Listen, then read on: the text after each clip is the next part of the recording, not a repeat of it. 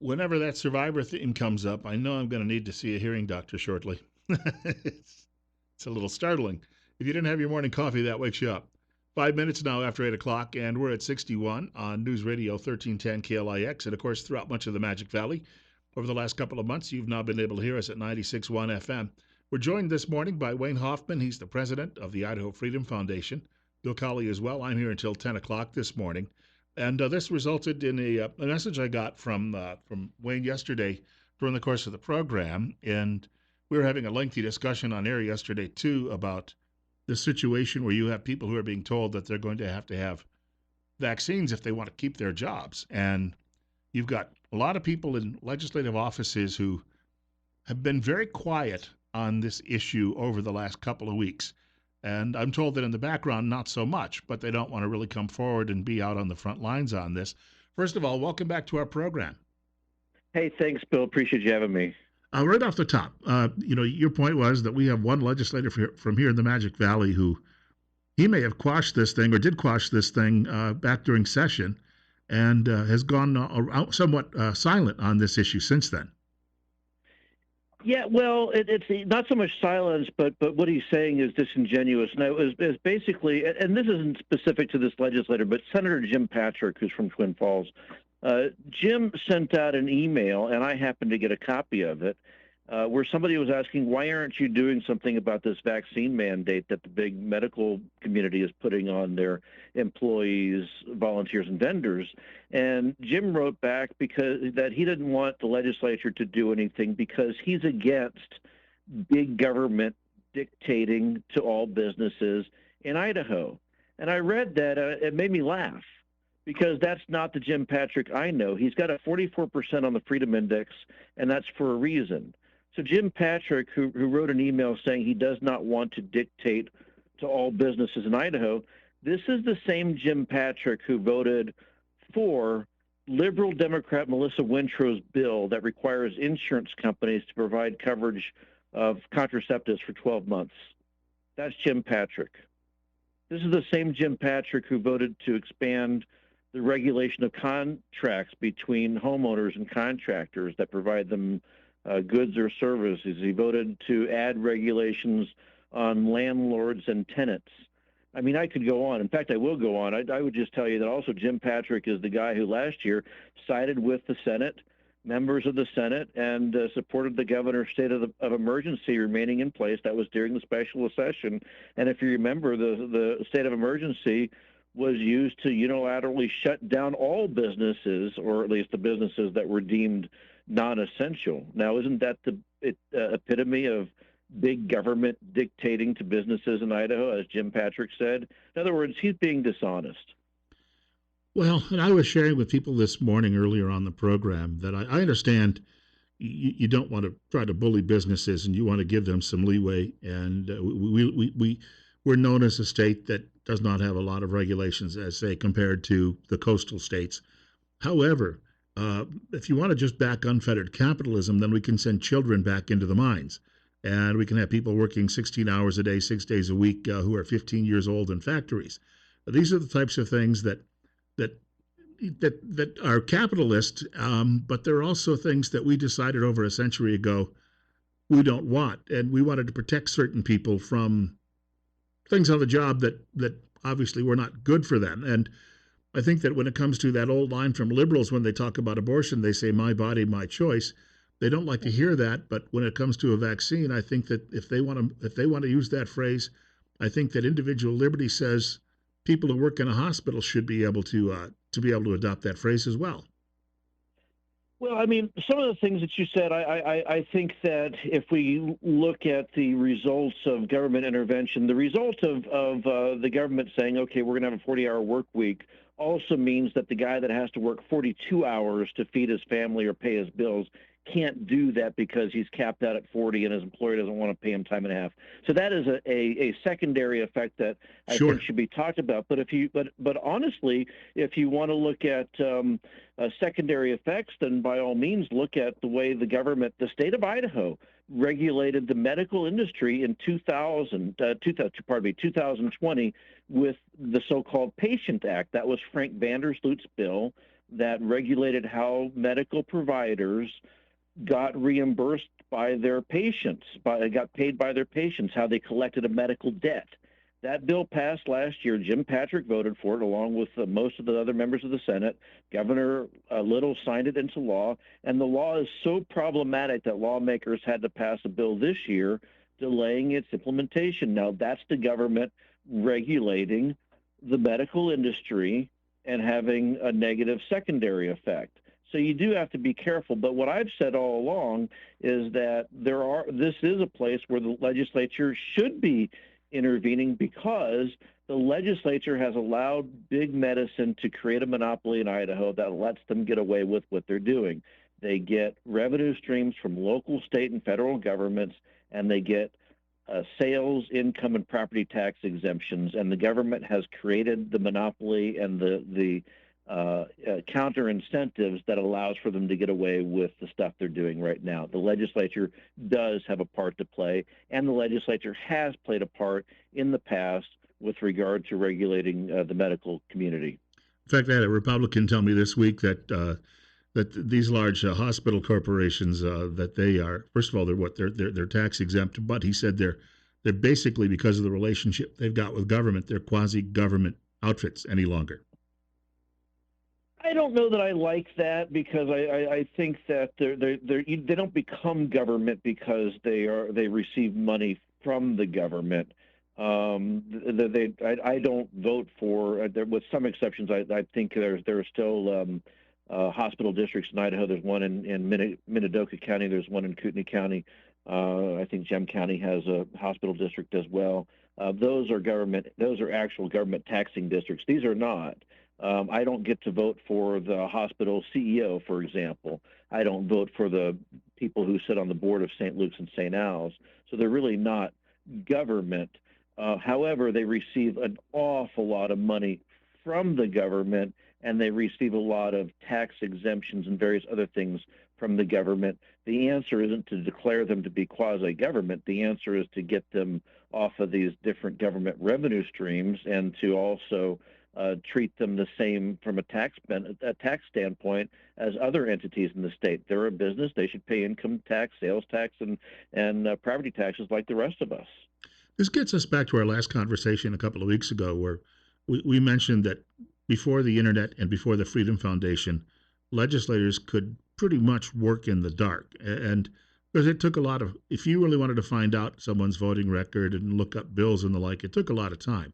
But since the arrival of the internet, and for instance, during this last session, a lot of the floor debates, I was able to watch them because they were streaming on your Facebook page, your IFF Facebook page. Mm-hmm. And then immediately afterward, you could see the big board and see the yes and no votes. And so now people, when they're telling their constituents these things, they get angry when they get called out. But the fact of the matter is, you're not the one lying. You're not the one lying. You're just saying, hey, this is the story, and here's the evidence.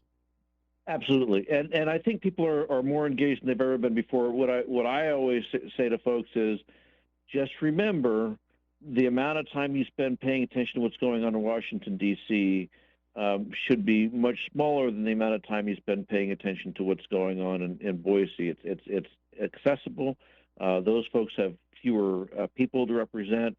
They're a lot of times you can drive up to their house, you can give them a phone call on their cell phones, you can send them emails. You're not going to get that kind of treatment from Washington, D.C. with either the White House or with Congress. So this is a really good opportunity to pay close attention to what these people are saying and how their rhetoric matches their actual votes. I would just tell you that I think Jim Patrick and other state senators are operating, as if it were the 1980s, and people couldn't tell what their actual voting record is. So when a guy says, oh, no, I believe in limited government, I don't believe in regulation, well, how does it explain all the other bills I just mentioned to you where you actually did regulate the private sector? You did it, and you did it over and over and over again without any kind of doubt in your mind that was the right act. And now you're telling people that you don't believe in regulating. Okay, fine. Just be honest.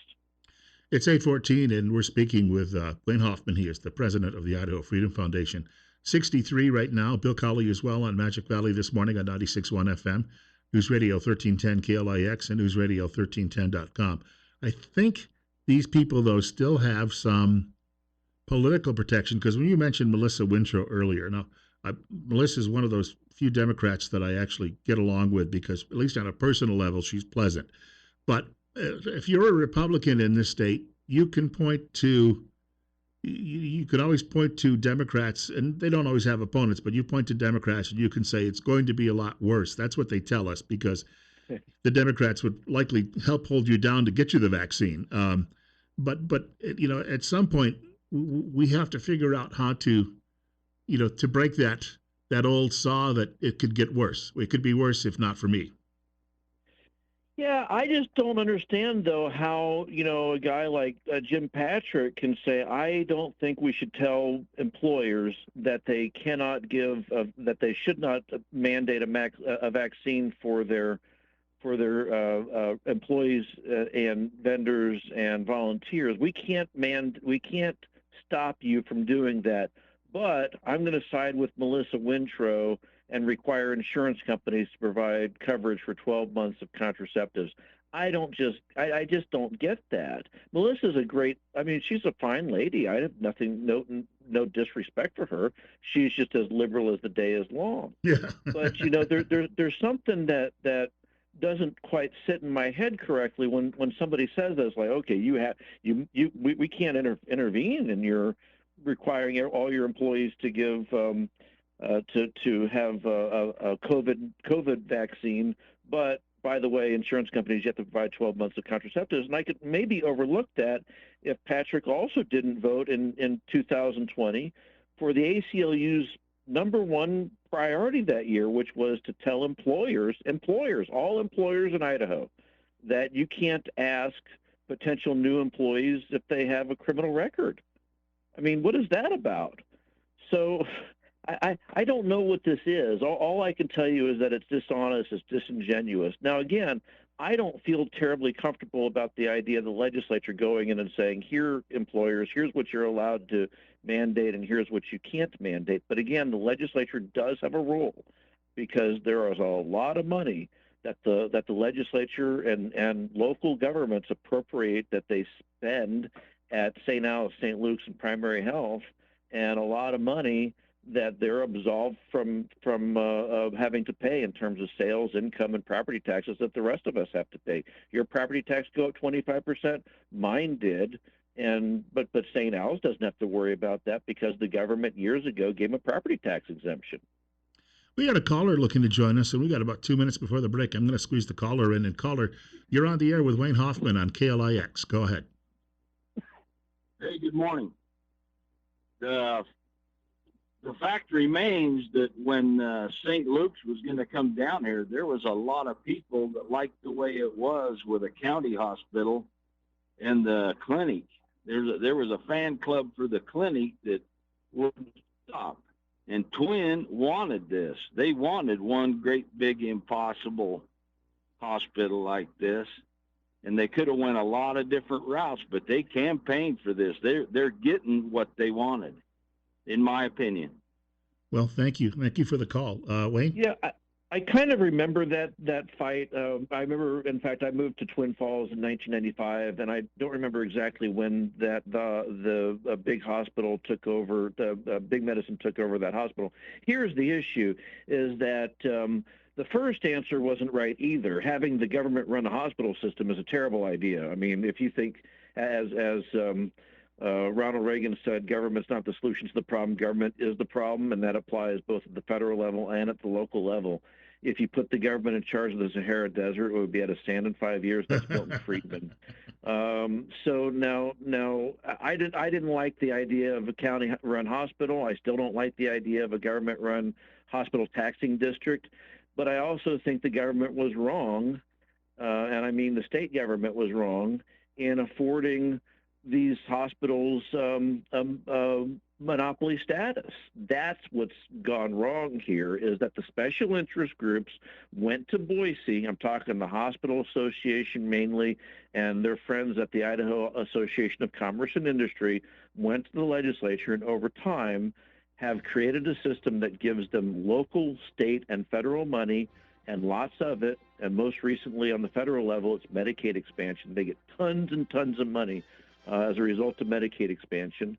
And then they also get a lot of tax breaks. They get local, state, and federal absolution when it comes to paying any taxes. I'm going to They ask you if have you a can. monopoly. I'm going to ask you if you can stick around for another 10 minutes. Sure. Okay, we've got to get to a break in just a moment. Wayne Hoffman joining us this morning on KLIX. He's the president of the Idaho Freedom Foundation. It's 8:20, and we're at 63.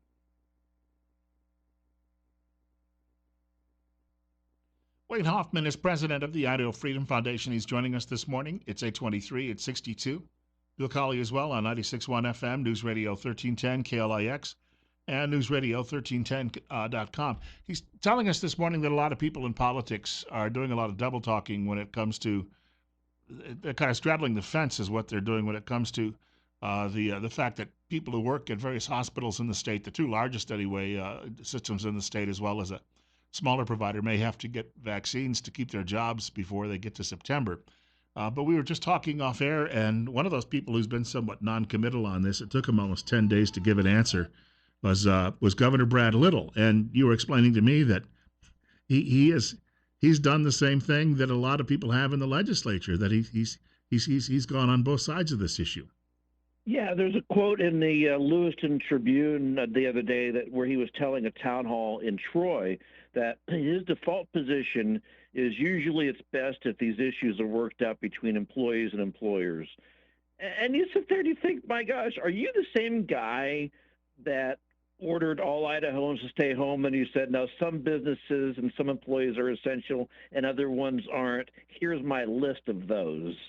Really? I mean, you are the same one, so you're being dishonest. He also signed the Patient Act. He also decided that he was going to get government in the middle of the relationship between at least medical providers and their patients. So now the limit is medical providers and their employees and their vendors. That I don't understand the distinction. The government has a legitimate role to play here because they created this monopoly. The other thing I'd mention too is that very recently in May, there were a pair of state Supreme Court rulings that will mean that the county taxpayers and the state taxpayers are going to have to shell out tens of millions of dollars more from state and local treasuries to pay St. Al's, St. Luke's, and Primary Health and other medical providers a ton of money for county indigent bills and state catastrophic insurance costs. So the legislature does have a reason to be concerned that they're basically bankrolling the vaccine mandate that these bodies are putting in place.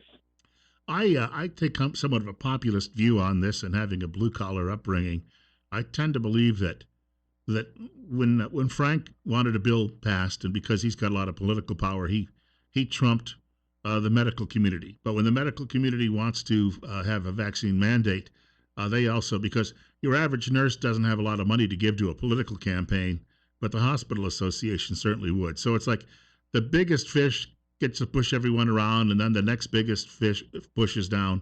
It just seems that's what we're dealing with here. Well, here's what I would say about that. The only thing the legislature has to do every year is pass a budget. Now, if you work for St. Al's and St. Luke's, or you're an executive at either one of those places, I want you to listen very, very carefully. The only thing the legislature has to do every year is pass a budget. Last year, the House of Representatives refused to pass budgets for the K-12 education system, the higher education system, and they held back on passing a bill that gave $6 million to start a pre-kindergarten program, or to continue a pre-kindergarten program. My point is, if I'm a member of the legislature and I'm concerned about what these hospitals are doing, all I need to do is hold up supporting the Medicaid budget. It only takes 35 votes in the Senate to shoot down a Medicaid budget. They came very, very close. And I would imagine that this coming legislative session, they will reject any spending that gives money to those hospitals or clinics that have a vaccine mandate, because they don't want to be accused of having bankrolled it. Yeah, an election is coming up, and a lot of people are checking which way the wind is blowing. That's exactly right. So I think that if I were in the shoes of the hospitals and the clinics that are thinking about putting this together, I would strongly reconsider that direction, because I think there's probably 35 votes in the House, and that's all you would need to shut down supporting Medicaid. Medicaid simply won't be able to get funding as long as these hospitals and clinics have in place a vaccine mandate. That's my opinion. I Got think about it's got about a minute to pretty go. likely. If someone would like to know more about this, what's the web address with the Freedom Foundation? IdahoFreedom.org. And if anyone has any questions for me or my team, I'd be happy to answer those as well. And you can always look us up and drop us a note. We'd love to answer any questions. A lot of people are just learning that their legislature and their lawmakers are not as conservative as they thought it was, and they have a lot of questions about that. So we're happy to answer them. We'll talk again soon. Bill, really appreciate it. Yeah, me too. Thank you so much for your time. Wayne Hoffman joining us this morning, president of the Idaho Freedom Foundation. We're coming up on, well, we're almost 8:30. Hey, quick note, too. Coming up just after the news at 9 o'clock this morning, Lieutenant Governor Janice McGeehan. She will have a few things to say about this issue, of course. I have a note from Marcus and Jerome. Quickly, I wanted to get to this just before the break. He says, the other baloney about these so-called nonprofit hospitals is they call the backers investors, aka owners. At the end of the year, they divide up a very large dividend and leaving just as proper amount of so-called operating capital. And he may be trying to do the send this message. I think I get some of the words here look a little distorted. That because I think it's a voice text, but it says this way, just defend. But it says just defend the system in the shell game.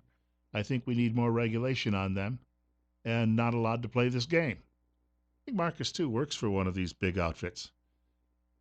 By the way, I got to mention, too, as well, tomorrow morning, Thursday, we've got Pastors Roundtable. Just quickly wanted to note that. And on Friday, the gun guys. Friday, we may also have an interview with, speaking of guns, related to firearms, with U.S. Senator Jim Risch. And I'm working on that. We may be able to get that done and have that ready for Friday morning.